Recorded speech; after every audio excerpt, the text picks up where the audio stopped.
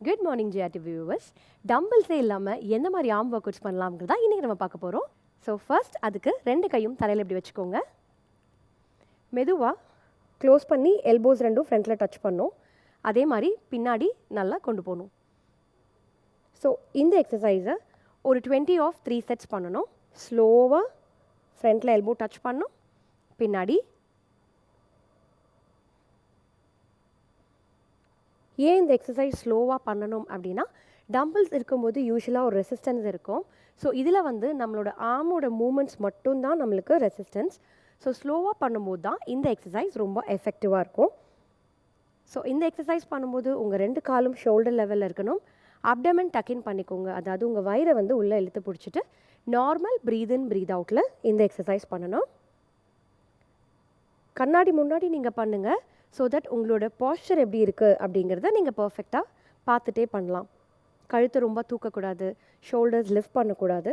So அதை correct பண்ணுறதுக்கு கண்ணாடி முன்னாடி இருந்து நீங்கள் பண்ணிங்கன்னா கொஞ்சம் எஃபெக்டிவாக இந்த ஒர்க் அவுட் ஃபீல் ஆகும்.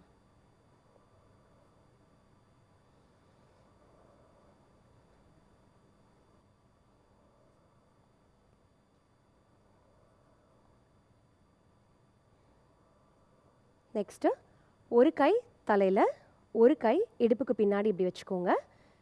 ஸோ 2 சைடும் மாற்றி மாற்றி ஆல்டர்னேட்டிவாக பண்ணோம். நெக்ஸ்ட்டு அதே மாதிரி ஆப்போசிட் கை இடுப்பில், இன்னொரு கை தலையில்.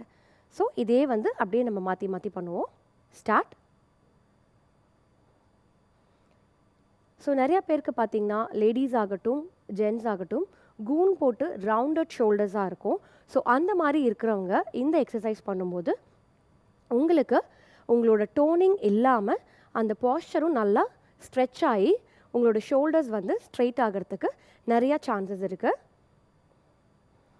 ஒரு நாள் விட்டு ஒரு நாள், வாரத்தில் 3 நாள் இந்த எக்ஸசைசஸை நீங்கள் ரெகுலராக பண்ணலாம். 20 ஆஃப் 3 செட்ஸ்லேருந்து 30 ஆஃப் 3 செட்ஸ் வரைக்கும் பண்ணலாம். இன்கேஸ் உங்களுக்கு கழுத்து வலி இல்லைனா வந்து ஷோல்டர் பெயின் இருக்குது அப்படின்னா நீங்கள் 10 ஆர் 15 கவுண்ட்ஸ் பண்ணுங்கள்.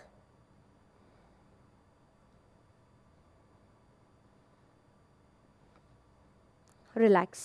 இப்போ 2 கையும் நல்லா இடுப்பில் இப்படி வச்சுக்கோங்க.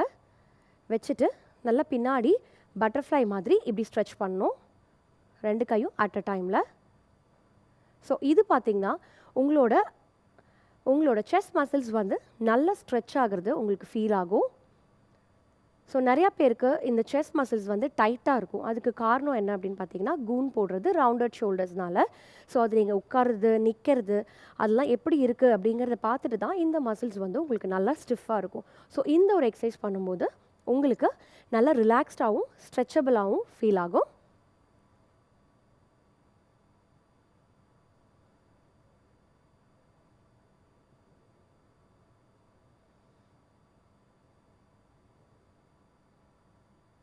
நெக்ஸ்ட்டு 2 கையும் ஷோல்டருக்கு நேராக இப்படி வச்சுக்கோங்க.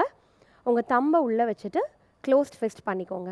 இதில் ஒரு கையாக இப்படி பெண்ட் பண்ணி டவுன். ஸோ சிங்கிளாக கொண்டு வரணும். நான் சொன்ன மாதிரி 2 காலும் ஷோல்டர் வித் அப்பார்ட் நின்றுக்கோங்க. அப்டமன் டக்கின் பண்ணிக்கோங்க.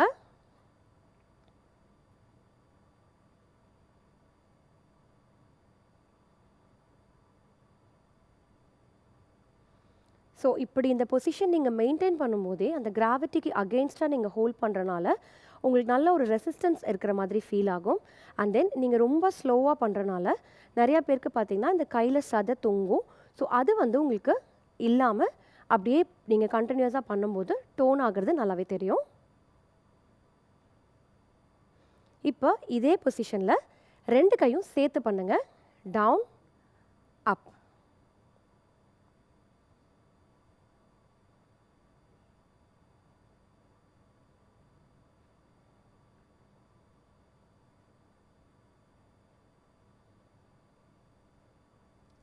ரிலாக்ஸ்.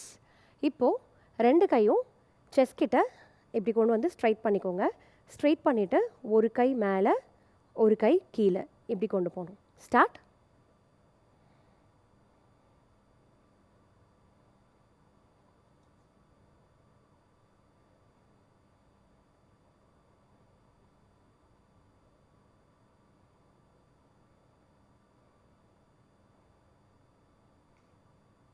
Change your side.